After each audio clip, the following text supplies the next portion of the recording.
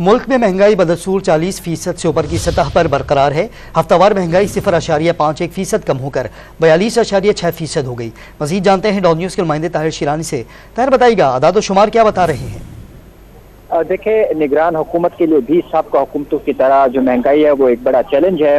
اگرچہ ہفتہ وار مہنگائی کی شرح میں 0.51% کی کمی ہوئی ہے، لیکن اس کے باوجود ملک میں مہنگائی کی شرح جو ہے وہ بدستور 40% سے اوپر کی سطح پر ہے۔ ادارہ شماریات کے مطابق مہنگائی کی سالانہ شرح 42.6% پر آ چکی ہے۔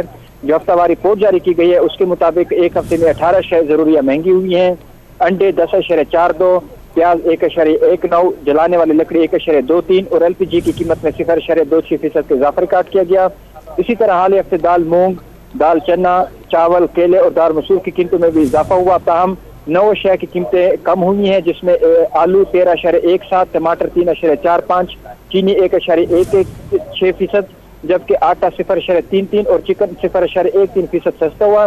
جبکہ نگران حکومت کی جانب سے پیٹرولیم مصنوعات کی قیمتوں میں جو کمی کی گئی ہے اس وجہ سے پیٹرول 4.97 اور ڈیزل کی قیمت میں 4.68% کی کمی ریکارڈ کی گئی ہے۔ طاہر بہت شکریہ آپ کا۔